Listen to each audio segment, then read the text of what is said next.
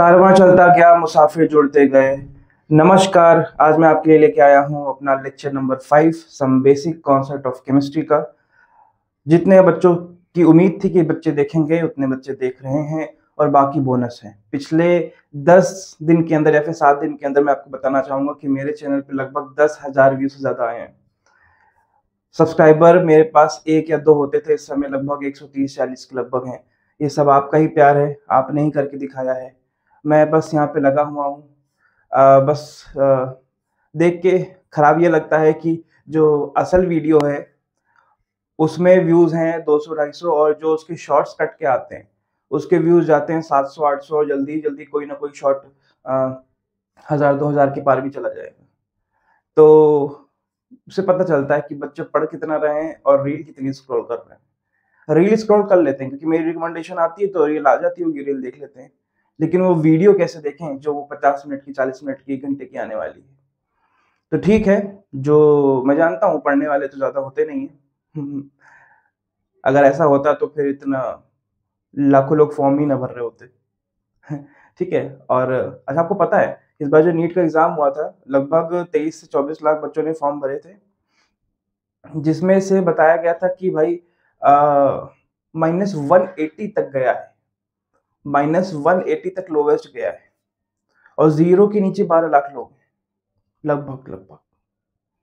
तो मतलब जीरो के नीचे लाने के लिए लोग फॉर्म भरे थे, नेगेटिव में नंबर लाने के लिए लोग फॉर्म भरे थे। तो ये असलियत है, ये सच्चाई है। आपके पास कुछ भी कंपटीशन ज्यादा नहीं है, केवल हवा है, केवल भीड़ है। इस भीड़ से आपको निकलना है और आगे बढ़ना है। आप अगर एवरेज तैयारी भी कर लोगे, लेके रोज बैठे भी रहोगे, मानो चाहे ना मानो, सारी चीजें आपको आएंगी चाहे नहीं आएंगी, लेकिन आपका हो जाएगा। ये कोई बहुत बड़ी बात नहीं, कोई बहुत बड़ी बात नहीं है 720 में से 600 नंबर लाना या फिर अच्छे परसेंटाइल लाना, जेईई मेंस में एडवांस के एग्जाम के दौरान अच्छे नंबर लाना हो जाएगा, बहुत आसान है। तो आइए शुरू करते हैं अपना लेक्चर नंबर 5। आज का क्या टॉपिक है? मैं सोच रहा था आज 2 टॉपिक मेरे दिमाग में थे, था लॉ ऑफ केमिकल कॉम्बिनेशंस, तो वो इजी है। मैं एक और टॉपिक चुनने जा रहा हूँ, आज की शुरुआत करने जा रहा हूँ, मोल कॉन्सेप्ट। ये हमारा 5वां लेक्चर है और इस लेक्चर और अगले लेक्चर में और शायद एक और लेक्चर लगेगा, 8 लेक्चर मुझको लग जाएंगे। इस तीन लेक्चरों में मैं मोल कॉन्सेप्ट को खत्म कर लूंगा। इसके बाद हम पढ़ेंगे लॉ ऑफ केमिकल कॉम्बिनेशन।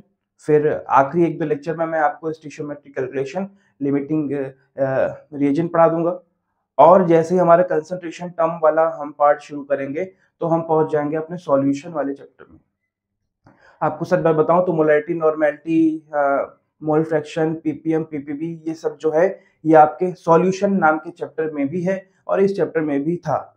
तो हम दोनों को ही एक ही जगह पढ़ा रहे हैं, एक ही बार पढ़ा रहे हैं। तो आइए शुरू करते हैं अपना पहला लेक्चर, सॉरी अपना पहला टॉपिक आज का, मोल कॉन्सेप्ट, और डालते हैं हेडिंग।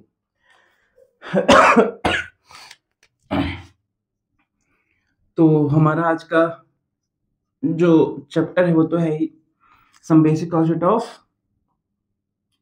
Concepts of chemistry.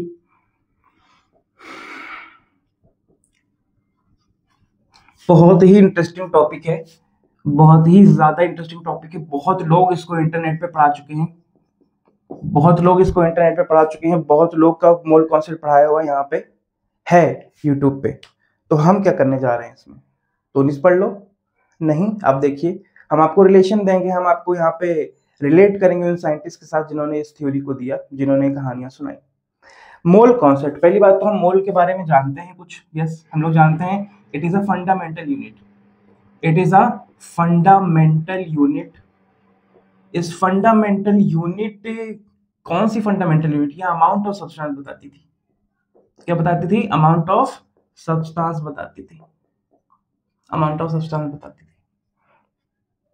क्यों जरूरत पड़ी मोल कॉन्सेप्ट की?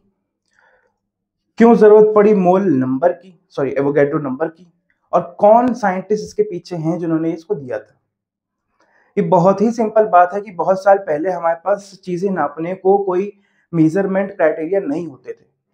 जब नहीं होते थे KG, litre, milligram, centimetre cube, metre cube, तो हम लोग यूज करते थे बार्टर सिस्टम। क्या यूज करते थे? बार्टर सिस्टम यूज करते थे। बार्टर सिस्टम यूज करते थे। बार्टर को कहते हैं कि बार्टर कहते हैं, आप लोग देख लीजिएगा, बार्टर कहते हैं शायद, है ना? बार्टर सिस्टम यूज करते थे। बार्टर सिस्टम ये होता था कि भैया एक आदमी है और ये दूसरा आदमी है। आदमी क्या, दोनों औरतें भी हो सकती हैं। ये इसको कोई सामान देगा और ये इसको कोई सामान देगा। लेना देना, बार्टर सिस्टम इसको कहते थे कि भैया मेरे पास 1 किलो गेहूं है, सॉरी 1 किलो कहाँ होता था, 1 बोरी गेहूं है और तुम्हारे पास 2 बोरी चावल है, तो हमको चावल की जरूरत, तुमको गेहूं की जरूरत, तो उसको क्या बदल लें, इसको क्या बदल लें, मेरे पास आलू है टमाटर है, क्या इसको बदल लें। तो लोग ऐसे बांट के करते थे, इसको बोलते थे बार्टर सिस्टम। फिर इसमें कुछ नंबर्स जुड़ गए कि भैया गिन के देंगे, क्या करके देंगे, गिन के देंगे कि भैया 12 गिनती है या फिर भाई 20 गिनती है एंड सो ऑन। तो यहीं से एक वर्ड निकल के आया था 1 डजन। क्या निकल के आया था, 1 डजन इज इक्वल टू 12। लोगों ने कहा 1 डजन तुम एप्पल ले जाओ हमसे, 1 डजन तुम चाहे बनाना ले जाओ हमसे, 1 डजन चाहे तुम हमसे कद्दू लौकी जो भी ले जाओ, 1 डजन ले जाओ बस, 1 डजन तुम ऑरेंज ले जाओ हमसे। तो वो सब किसके बराबर होगा, 12 के बराबर होगा। वो सब किसके बराबर होगा, 12 के बराबर होगा। तो यही प्रॉब्लम ये, अच्छा क्या ये जो एप्पल बनाना ऑरेंज है, क्या ये माइक्रोस्कोपिक है, छोटी पार्टिकल्स हैं क्या, नहीं, ये मैक्रोस्कोपिक के लिए है। किसके लिए है, मैक्रोस्कोपिक, बड़े पार्टिकल्स के लिए। तो साइंटिस्ट लोग भी इसी चीज में परेशान थे कि भाई जो छोटे एटम मॉलिक्यूल होते हैं, इलेक्ट्रॉन प्रोटॉन न्यूट्रॉन से ये सब होते हैं, इनका हम किसमें यार मास निकाले यार, इनका तो मास निकल ही नहीं सकता, दिखते तो है नहीं आंखों से, तो कम से कम दिख रहा है आंखों से।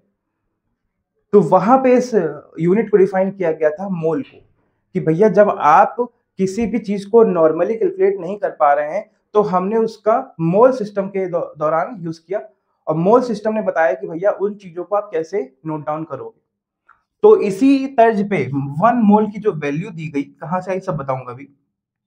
1 मोल की जो वैल्यू दी गई वो 6.022 10 की पावर 23 दी गई, और कहा गया कि 1 मोल तुम किसी भी एटम को ले लो, 1 मोल तुम किसी भी मॉलिक्यूल को ले लो, 1 मोल किसी भी तुम पॉजिटिव चार्ज स्पेशी को ले लो, 1 मोल किसी भी तुम निगेटिव चार्ज स्पेशी को ले लो, 1 मोल तुम किसी भी माइक्रोस्कोपिक पार्टिकल को ले लो, किसी भी माइक्रोस्कोपिक पार्टिकल को ले लो, वो 1 मोल के बराबर ही होगा, वो इस यूनिट के बराबर ही होगा, इस वैल्यू के बराबर होगा, और इसको बोला जाता है एवोगैड्रो नंबर।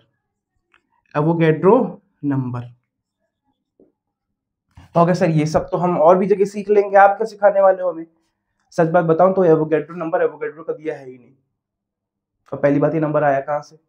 12 नंबर तो समझ में आता है कि सर ऐसे ही फर्जी कहीं से उछाल दिया गया होगा किसी राजा महाराजा ने कि 1 डजन में 12 वैल्यूज और चल गया सर। ये कैसे चल गया सर, ये कौन सोचा है सर, ये कैसे आ गया। तो इसको आपको समझाते हैं, इसको नोट करिएगा, फिर हम आगे बढ़ते हैं, ठीक है।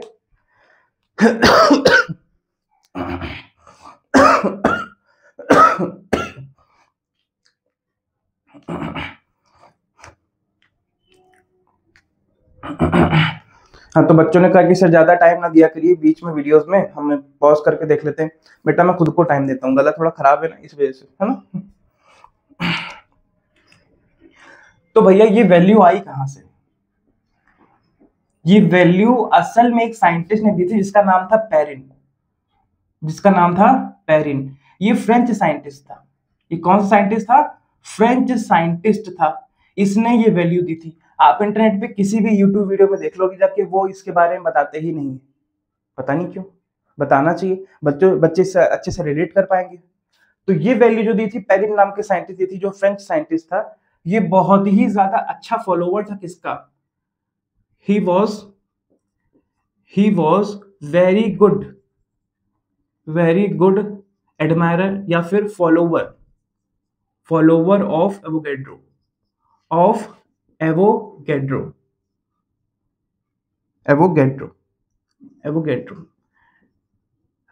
इसने इतना ज्यादा एवोगैड्रो को एडमायर किया था, इतना ज्यादा उसके बारे में पढ़ा था लिखा था, कि जब उसने खुद इस नंबर की डिस्कवरी की, कहां से, क्या भी बताऊंगा, जब उसने खुद इस नंबर की डिस्कवरी की, तो उसको रिस्पेक्ट देने के लिए एवोगैड्रो को रिस्पेक्ट देने के लिए इसने इस नंबर का नाम लिख दिया। इसने इस नंबर का नाम क्या लिख दिया, एवोगैड्रो नंबर। और ये नंबर असल में आया है आपकी फ्लूइड मैकेनिक्स नाम के एक टॉपिक से। फ्लूइड मैकेनिक्स नाम के एक टॉपिक से, जहां पे आपका पेरिन जो है वो स्टडी कर रहा था ब्राउनियन मूवमेंट के बारे में। ब्राउनियन मूवमेंट के बारे में पेरिन आपका स्टडी कर रहा था, और वहां से उसने ये वैल्यू निकाली कि माइक्रोस्कोपिक पार्टिकल्स जो होते हैं उनकी एक वैल्यू अगर मैं 1 डजन की तरह फिक्स करूं तो वो ये आ सकती है। कैलकुलेशन की थी, मैथमेटिकल टूल्स यूज किए थे, जो आपको मास्टर्स में, बैचलर्स में, फिर रिसर्च में पढ़ाया जाता है। तो ये है कहानी आपके एवोगैड्रो नंबर की। दिया किसने? पेरिन ने। साइंटिस्ट कहाँ का था? फ्रेंच का था। बहुत अच्छा फॉलोवर था, एडमायरर था किसका? एवोगैड्रो का। रिस्पेक्ट देने के तौर पे उसने इस नंबर का नाम क्या लिख दिया?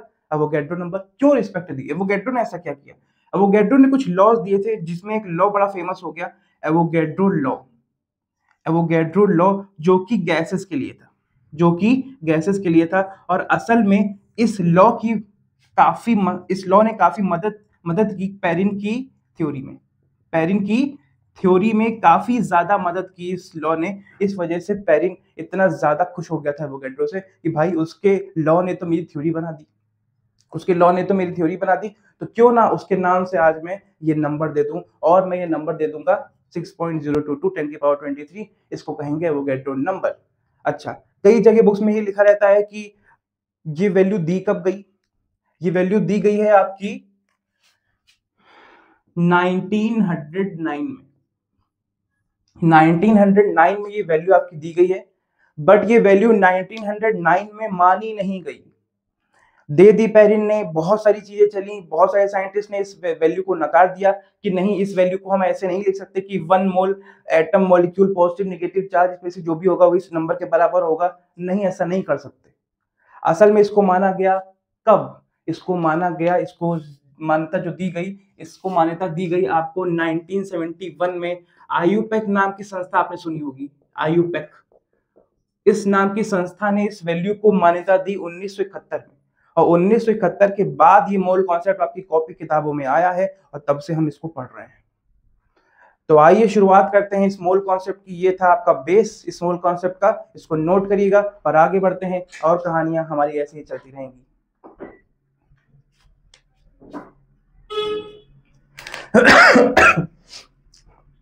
कहानी याद करना बड़ा जरूरी है, क्योंकि सर एक कहानी हमारी जे एडवांस में तो पूछी नहीं जाएगी भैया, नहीं पूछी जाएगी, लेकिन ये चीज तुमको रिलेट करवाएगी मोल कॉन्सेप्ट से। मोल कॉन्सेप्ट ना आने की सबसे बड़ी वजह बताएं क्या है? तो जो बोलते हैं ना कि समझ में नहीं आता मोल कॉन्सेप्ट, रिलेट नहीं कर पाते उससे।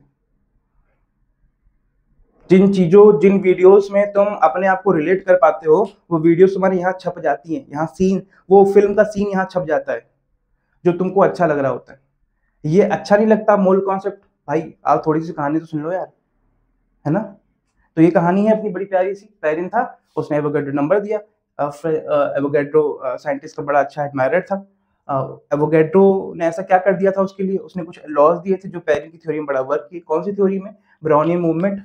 कौन सी थ्योरी में? Brownian movement. फ्लूइड मैकेनिक्स की थ्योरी में। ये फिजिक्स में पढ़ते हैं। कहाँ पढ़ते हैं? फिजिक्स में पढ़ते हैं। तो वहां से उसने ये वैल्यू निकाल दी थी कि भैया कि एटम मॉलिक्यूल कंपाउंड के लिए अगर नहीं मिल पा रहा है कोई सिस्टम नोट डाउन करने का वेट को, मास को, तो हम यूज करेंगे इसको। और ये जो आपका ये जो नीचे वाला सिस्टम था, ये वर्क किया आपका माइक्रोस्कोपिक चीजों के लिए। ये वाला जो सिस्टम था, ये आपका वर्क किया किसके लिए? ये माइक्रोस्कोपिक चीजों के लिए ये वर्क किया। ठीक है, इसको नोट करिएगा, आगे बढ़ते हैं।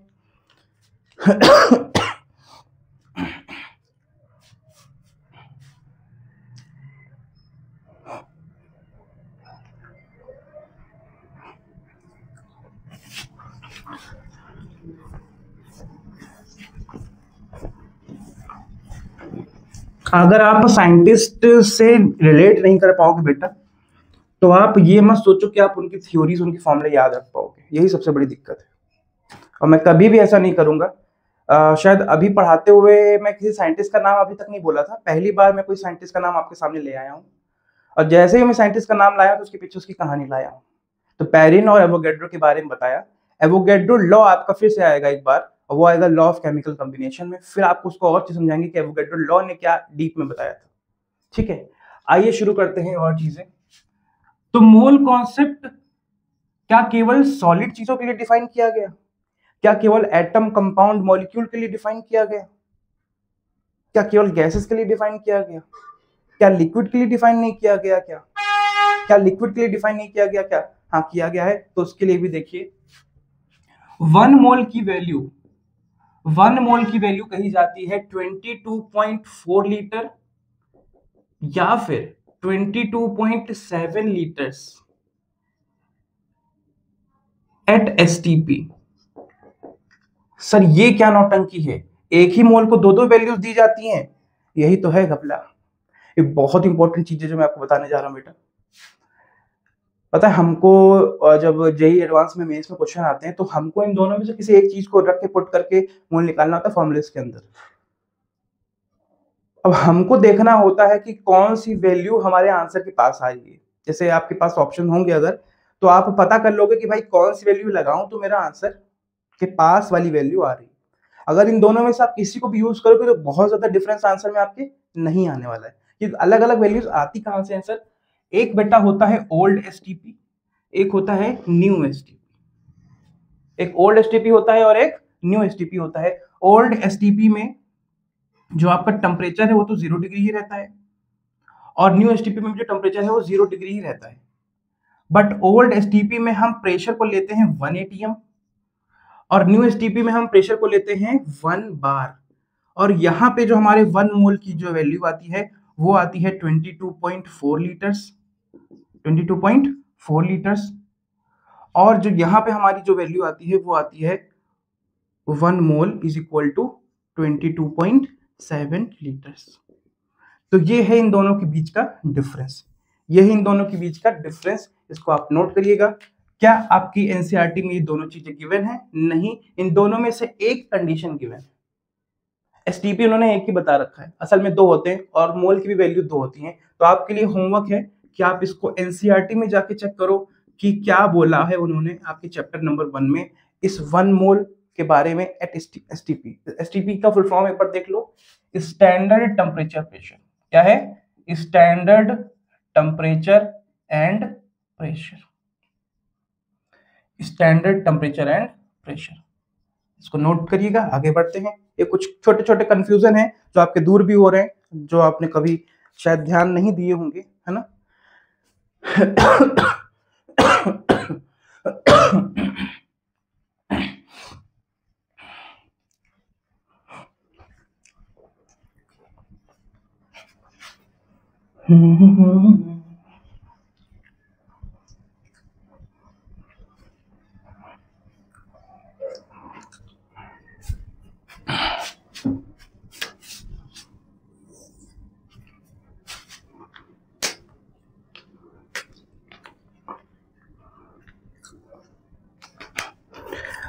आइए, तो यहाँ पे मैं भी मोल की डेफिनेशन भी बता दूंगा, कोई दिक्कत की बात नहीं। आपको कोई रटंती विद्या यहाँ पे नहीं सिखा रहा मैं। मोल क्या होता है बहुत अच्छे समझाया आपको, क्यों जरूरत पड़ी, कहाँ से आया, सब कुछ बता दिया। अब मोल की डेफिनेशन तो आप खुद बना दोगे। मोल is a fundamental unit used to calculate the amount of substance when there was no system to calculate the microscopic particle masses and weights. 1 mole calculated as 1 Avogadro number, 6.022 10 to the power 23 Avogadro number.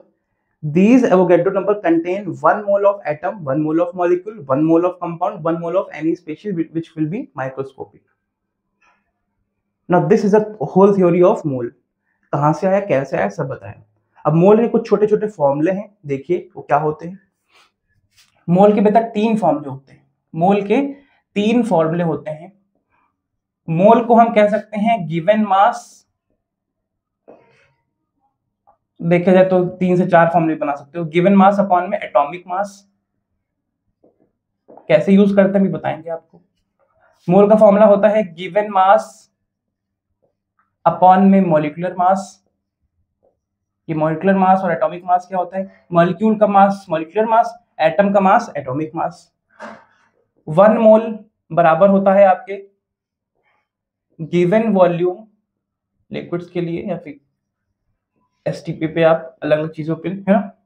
1 mole given volume upon 22.4 या फिर 22.7 litre, जो भी आप रखना चाहो। आपके answer बहुत ज्यादा डिफरेंट नहीं होने वाले।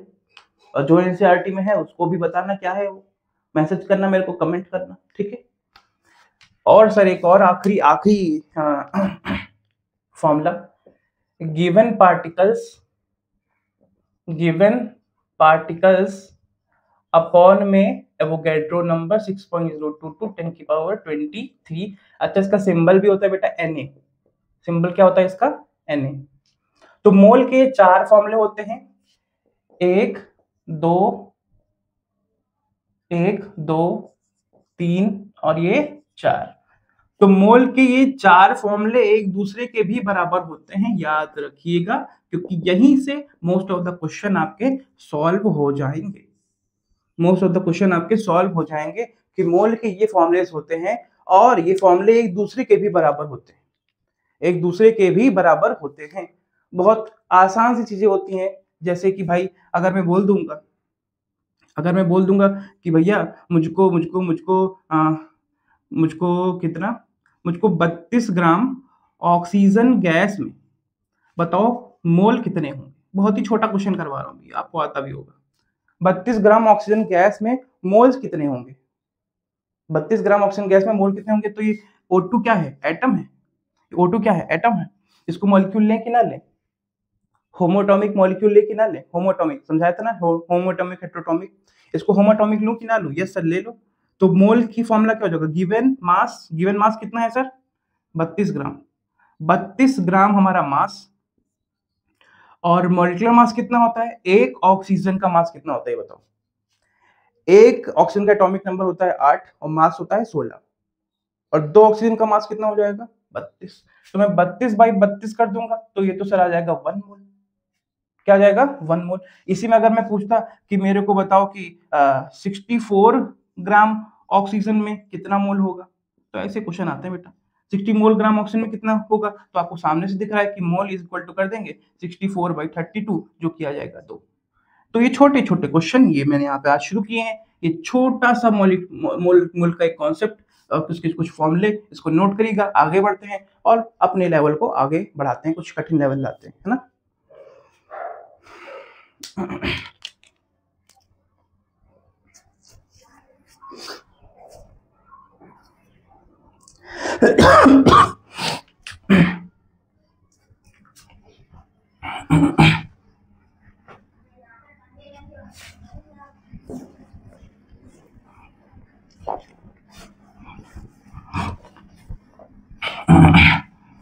इस मोल कॉन्सेप्ट को और अंदर डीप में जाने से पहले हम कुछ और चीजें आपको बताना चाहते हैं, जैसे कि रिलेटिव एटॉमिक मास, बहुत इंपॉर्टेंट है, बहुत ज्यादा इंपॉर्टेंट रिलेटिव एटॉमिक मास, क्योंकि बेटा इसके बिना हम आगे बढ़ नहीं पाएंगे। रिलेटिव एटॉमिक मास, दूसरा होगा हमारा ग्राम एटॉमिक मास। क्या होगा, ग्राम एटॉमिक मास। तीसरा होगा हमारा, अच्छा ये दोनों ही जो चीजें हैं, ये एटॉमिक के लिए भी हैं, ये मॉलिक्यूलर के लिए भी हैं। मतलब कि यहाँ पे ऐसे लिख लो, या फिर रिलेटिव मॉलिक्यूलर मास, अच्छे से लिखोगे बेटा तो अच्छे से चीजें आपको समझ में आएंगी। Relative molecular mass, gram atomic mass तो ग्राम मॉलिक्यूलर मास। अगर आप ये सोच रहे हो कि अच्छा आपको एक बात बताऊं, जिसके जितने अच्छे शॉर्ट नोट्स बनेंगे वो उतने ज्यादा अच्छे नंबर लाएगा। प्रैक्टिस नहीं मैटर करती ना, प्रैक्टिस मैटर नहीं करती। जिसके जितने अच्छे नोट्स बनेंगे उसके उतने अच्छे नंबर आएंगे नीट, मेंस और एडवांस में। प्रैक्टिस मैटर नहीं करती। कितनी प्रैक्टिस मैटर करती, टॉपिक से रिलेटेड 15 से 20 क्वेश्चन। अगर आपको केमिस्ट्री में कहे जाए कि भाई टोटल 400 टॉपिक है, अंदाजा लगाते हैं, तो अगर आपने पर क्वेश्चन भी 20 क्वेश्चन, पर टॉपिक भी 20 क्वेश्चन किए तो कितने हो गए, 8000 क्वेश्चन हो गए सर। तो आप केमिस्ट्री में कैसे ज्यादा क्वेश्चन लगाना चाहते हो, क्या इससे ज्यादा लगा के आपके फायदे हैं, नहीं सर। तो 8000 क्वेश्चन लगा के करेंगे क्या, 8000 क्वेश्चन जिन कॉन्सेप्ट को लगा के आपने सॉल्व किए हैं, उन कॉन्सेप्ट को नहीं भूलना है। उन कॉन्सेप्ट को कैसे नहीं भूलोगे? छोटे अच्छे से नोट्स बनाने हैं, छोटे से अच्छे से नोट्स बनाने हैं। अगर आप नहीं कर पाए, नंबर नहीं आएंगे बेटा। एक ही टॉपिक पे तुमको पसंद आ गया थर्मोडायनेमिक्स, मैं बच्चों को देखता हूँ, एक टॉपिक पसंद आ गया, उसको लेके बैठ गए, भैया मुझको थर्मोडायनेमिक्स आती है, उसी में कॉलर ऊपर करके चश्मा लगा घूम रहे हैं कि मुझको थर्मोडायनेमिक्स से कोई क्वेश्चन पूछ लो मैं बता दूंगा, थर्मोडायनेमिक्स से कोई क्वेश्चन पूछ लो मैं बता दूंगा, है ना। तो भाई केवल तुमको थर्मोडायनेमिक्स ही आती है और कुछ नहीं आता है, हा? और कुछ नहीं आता है। एक मिनट,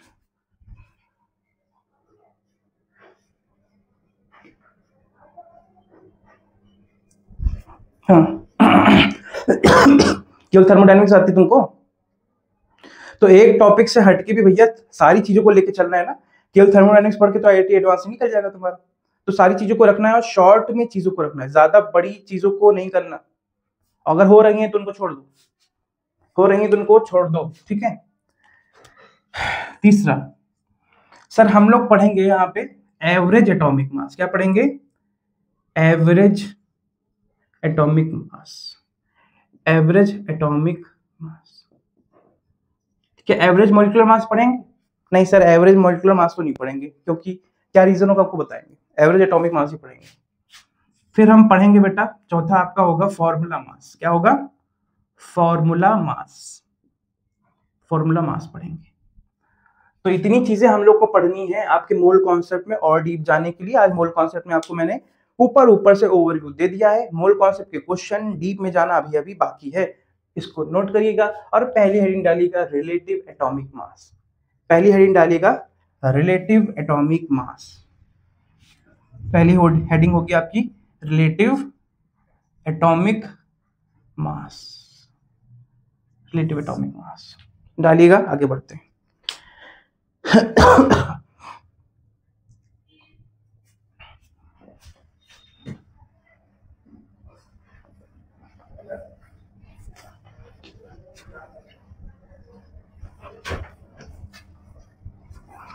हम बताएं बचपन में जब मोल कॉन्सेप्ट की डेफिनेशन हम देखते थे, भाई मेरे ऊपर से निकल जाती थी यार, भाई कुछ नहीं समझ आता था। रट के गए थे तब भी नहीं लिख पाए थे हम रट के गए थे तब भी 1 मोल की डेफिनेशन हम नहीं लिख पाए थे, है ना।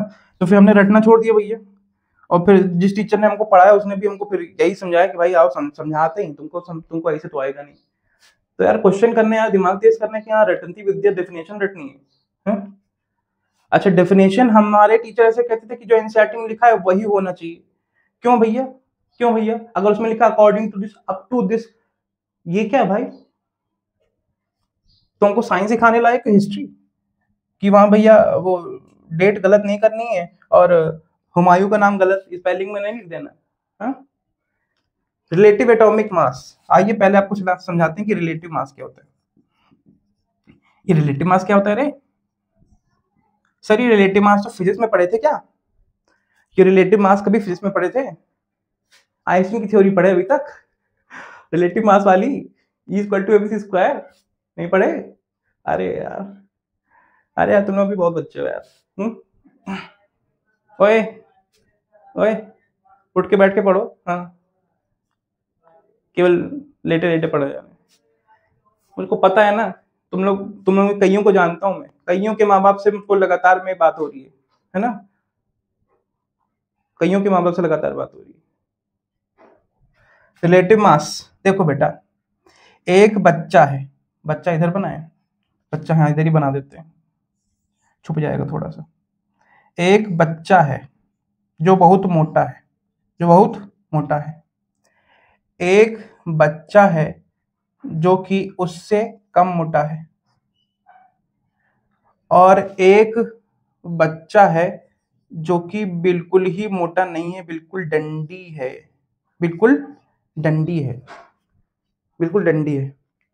बड़े वाले का मास जो है, इसको बड़े वाले बच्चे को मैं कह देता हूं A, B और C। मैं इन बच्चों का नाम, मैं अपने जो बच्चे हैं मेरे चुन्नू मुन्नू, उनको भी मैं बोल सकता था लेकिन अभी नहीं, ठीक है। A का मास जो है वो 200 kg है। वो कितना kg है? 200 kg है।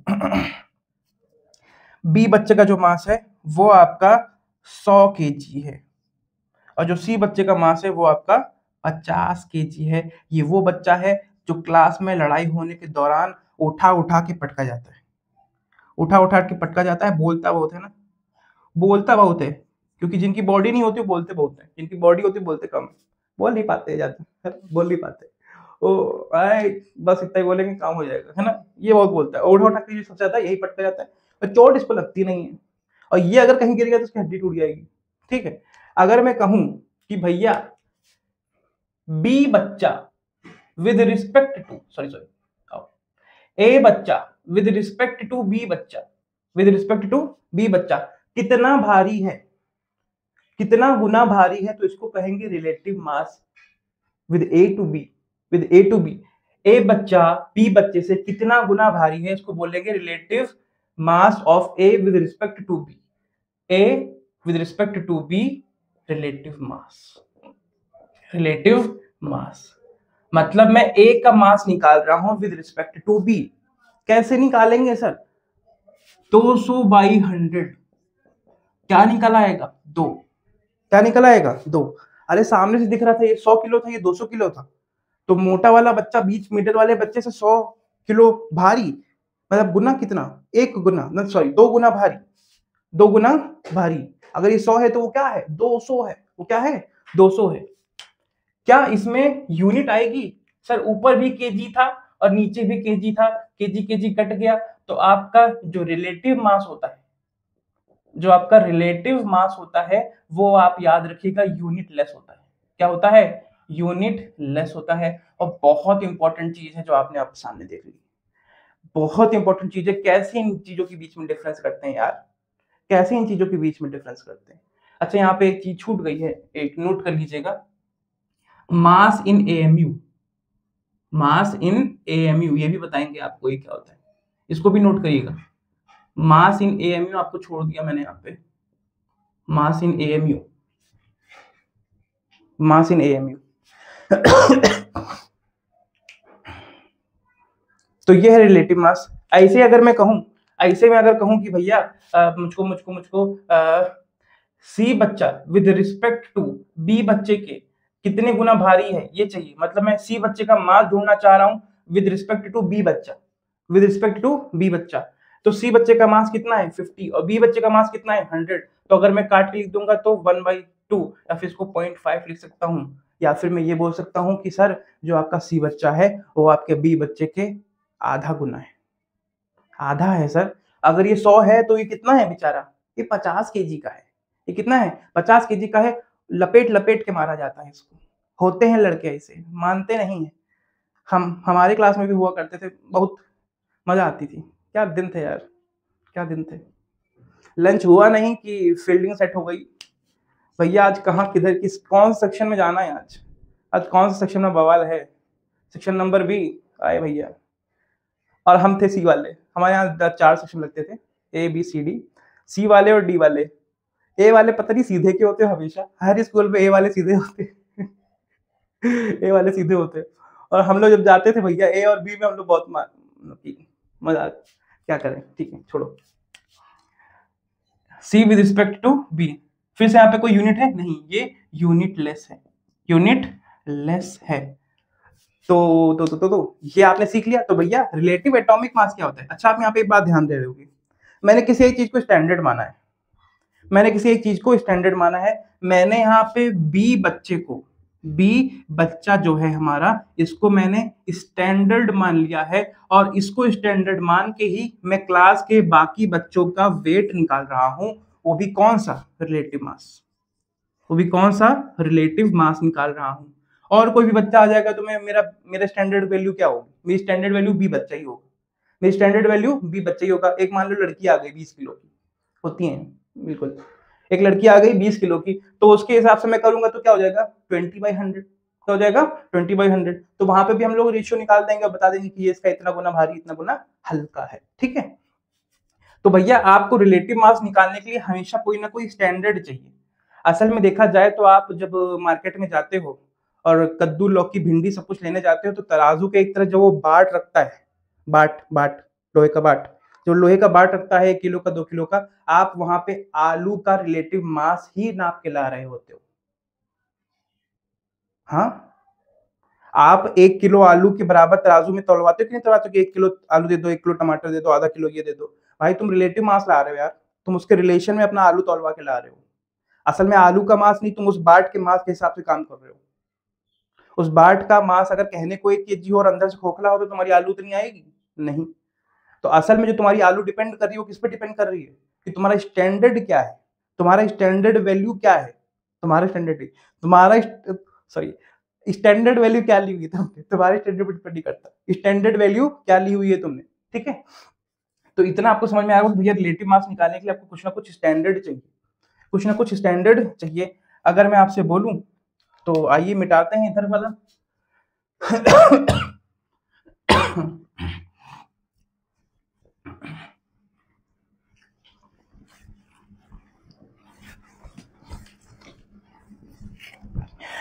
हाँ, तो रिलेटिव एटॉमिक मास क्या होगा सर? रिलेटिव एटॉमिक मास क्या होगा सर? आइए बताते हैं इसका real formula. Relative atomic mass का फॉर्मूला होता है एक्चुअल मास ऑफ एटम। जिस एटम का भी तुमको रिलेटिव मास निकालना है, actual mass of the atom of the atom of the atom upon में स्टैंडर्ड वैल्यू, अपॉन में कोई ना कोई स्टैंडर्ड वैल्यू होती है। ये स्टैंडर्ड वैल्यू पे बहुत ही ज्यादा घमासान है, बहुत ही ज्यादा घमासान है। और जो आखिरी वैल्यू आपकी निकल के आई स्टैंडर्ड वैल्यू, उसके बारे में हम आपको बहुत अच्छे से डिफाइन करके बताएंगे अगली क्लास में। अगली क्लास में तो आपको मैं थोड़ा बहुत हिंट दे देता हूं कि स्टैंडर्ड वैल्यू के लिए हाइड्रोजन को लिया गया। हाइड्रोजन के बेटा 3 होते हैं आइसोटोप, हाइड्रोजन 3 1, हाइड्रोजन 2 1, हाइड्रोजन 1 1। ये तो जानता ना, mass atomic mass, mass number है ना। इसको बोलते हैं ट्राइटियम, दूसरे वाले को बोलते हैं ड्यूटीरियम, ड्यूटीरियम, और तीसरे वाले को बोलते हैं प्रोटॉन या फिर हाइड्रोजन, प्रोटॉन या फिर हाइड्रोजन। अच्छा, इस ड्यूटीरियम से D2O बनता है, इसको हम लोग कहते हैं हैवी वाटर, इसको हम लोग कहते हैं हैवी वाटर। और यहां से नॉर्मल वाटर बनता है, नॉर्मल वाटर है ना, नॉर्मल वाटर। ट्राइटियम से बनता है? नहीं सर, नहीं, ट्राइटियम से नहीं बनता। ठीक है तो स्टैंडर्ड वैल्यू को कहा गया कि भैया हाइड्रोजन लिया जाएगा, कई सारे साइंटिस्ट ने कहा। कई सारे साइंटिस्ट ने स्टैंडर्ड को माना ऑक्सीजन को, कई सारे साइंटिस्ट ने ऑक्सीजन को माना जो 8 और 16 वाला एक आइसोटोप होता है, इसको माना। और कई सारे साइंटिस्ट ने कार्बन 12 को अपना स्टैंडर्ड माना, कार्बन 12 को अपना स्टैंडर्ड माना। इन दोनों ही स्टैंडर्ड को नहीं माना जाता है, इसको माना जाता है। और क्यों माना जाता है अगले लेक्चर में आएगा, और जो कि होगा हमारा लेक्चर नंबर 6, जो कि होगा हमारा लेक्चर नंबर 6। और धीरे धीरे अब मैं इन लेक्चर्स की टाइमिंग बढ़ाने जा रहा हूँ। अगले लेक्चर में कोशिश करूंगा कि 1 घंटे का ऊपर का आएगा, जिसमें आपका मोल कॉन्सेप्ट की मोस्ट ऑफ द चीजें कंप्लीट हो रही होंगी, कंप्लीट हो रही होंगी। ठीक है, तो आप आते रहेंगे, उम्मीद यही है। छोड़ के जाने का तो मन नहीं करता, मन करता पढ़ाता रहूं, लेकिन मजबूरी बताएं क्या है, मजबूरी है कि ज्यादा लंबी वीडियो बन जाती तो एडिट होने में तकलीफ है, लैपटॉप पे अपलोड ही नहीं होती जल्दी जल्दी, है ना। और सब कुछ है वाइफ, पता नहीं कैसे होता है यार, ये सीख रहा हूँ मैं भी, है ना। लेकिन जितना आ रहा है आपको ठीक ठाक क्वालिटी मिल रही होगी, ठीक ठाक वॉइस मिल रही होगी, लाइटिंग मैंने ठीक कर रखी है, बोर्ड आपको दिखता होगा, क्वालिटी अच्छी रख के देखा करो, थोड़ा इंटरनेट बचा के रखा करो उसके लिए। 144 में 240 में ना देखा करो, कम से कम 480 वाले में देखा करो, 480 वाले स्टैंडर्ड पे देखा करो, आपको अच्छी क्वालिटी मिल जाएगी, आपको सब साफ साफ लिखा दिख जाएगा। इसके शॉर्ट नोट भी बहुत प्यारे आने वाले, बहुत प्यारे शॉर्ट नोट इसके आने वाले हैं। डीपीपी तो आपको मैं दे ही रहा हूँ, डीपीपी भी अभी आसानी चल रहे हैं, क्योंकि टॉपिक ही अभी शुरुआत का है तो आसानी होंगे। जैसे जैसे अंदर घुसते चले जाएंगे और जैसे जैसे शॉर्ट नोट्स में आपको और अच्छे बना के देने वाला हूँ, तो आप देखोगे तो आपको मजा आ जाएगी, देखोगे तो आपको मजा आ जाएगी। तो फिर से आपसे मैं कहता हूँ कि आइएगा, आते रहिएगा। मेरी शॉर्ट वीडियोस को बहुत ज्यादा प्यार मिल रहा है भैया, अरे भैया कितना प्यार मिल रहा है। मैं डालता हूँ 20 मिनट के अंदर 400 पार 500 पार हो जाता है 20 मिनट के अंदर तो क्या करें, कुछ ना करें, आप साथ देते रहें, साथ देते रहें, और लोगों को जोड़ें, और लोगों को जोड़ें, क्योंकि जितने ज्यादा लोग ग्रुप में जुड़ेंगे उतनी ज्यादा आपको मजा आएगी। आपको दिख रहा होगा कि मैंने एलीट ग्रुप नंबर 1 बना रखा है, एलीट ग्रुप नंबर 2 बना रखा है, अभी 2 ही ग्रुप हैं, तीसरा ग्रुप बनने की कगार पे है। तो हम वो तीसरा ग्रुप भी बनाएंगे, और दोनों ही ग्रुप में बच्चे तो हैं, तो सब पढ़ने वाले बच्चे हैं यार, लेकिन उनके पास टाइम नहीं है। शायद बहुत चीज़ों में बिज़ी हैं, शायद बहुत चीज़ों में बिज़ी हैं। जैसे मेरे से कोई कहता था कि भाई बचपन में को क्रिकेट बहुत पसंद था, आज भी बहुत पसंद है। इतना पसंद था कि दीवार पे बॉल मार के खुद ही बैट से खेला करते थे अकेले में। तो बाहर मम्मी नहीं जाने देती थी, तो दीवार पे बॉल मार के खुद ही बैट से खेला करते थे। तो अगर आपको क्रिकेट पसंद है तो आप कहीं भी जाके खेलोगे। मुझको सुबह बुलाता था इस मोहल्ले में कोई खेल लो आके, मैं वहाँ भागा चला जाता था। दोपहर में कोई वहाँ बुलाता था, मैं वहाँ भागा चला जाता था। शाम को कोई वहाँ बुलाता था, मैं वहाँ भागा चला, मैं कभी कहता नहीं था कि मैं थक गया। और जहाँ बैटिंग मिल जाए, जहाँ बॉलिंग मिल जाए, चल दिए सर बैटिंग बॉलिंग करने, चल दिए सर बैटिंग बॉलिंग करने। तो ये पढ़ाई भी तो वैसी है यार, पढ़ो ना। कभी यहाँ से पढ़ो, कभी वहाँ से पढ़ो, कभी वहाँ से पढ़ो। अगर तुम्हारा पढ़ने में मन लगता है तो तुमको ये पूछने की ज़रूरत नहीं पड़ेगी सर कि मेरा टाइम मैनेज नहीं हो पा रहा है। अगर तुमको क्रिकेट पसंद है और तुमको 3 जगह दिन में मैच खेलने जाने और 3 अलग-अलग मोहल्लों में खेलने जाने हैं, अलग-अलग जगहों पे अलग-अलग लोगों से इंटरेक्शन करनी, तुम बड़े मज़े से खेलोगे जाके। और यहाँ पे तुम स्कूल, कोचिंग और थोड़ा बहुत ऑनलाइन जो पढ़ रहे हो उसमें तुमको तकलीफ हो रही है, पूछ रहे हो कि सर टाइम मैनेज नहीं हो पा रहा। अगर तुमको चीज़ें पसंद हैं, ये कॉपी किताब पसंद है, तुमको लोगों से बात करना नहीं पसंद है, सबसे बड़ी कंडीशन होनी, अगर तुमको लोगों से बात करना पसंद है तो तुम नहीं पढ़ सकते, क्योंकि तुम बात ही करोगे फिर, तुम बात ही करोगे, तुम पढ़ नहीं पाओगे, है ना? तुम बात कम करोगे तभी तुम पढ़ पाओगे। ये तपस्या है बेटा, हर कोई नहीं कर पाता। हम भी कुछ यहाँ पे तपस्या कर रहे हैं, ये तपस्या है, हर कोई नहीं कर पाता है। अगर इतना आसान होता तो फिर हर कोई आते रहेगा, आते रहेगा। नमस्कार, आज की क्लास खत्म करते हैं। लेक्चर नंबर 6 में हम शुरू करेंगे आपका कार्बन 12 आइसोटोप स्टैंडर्ड क्योरिया। आते रहिएगा। धन्यवाद, धन्यवाद।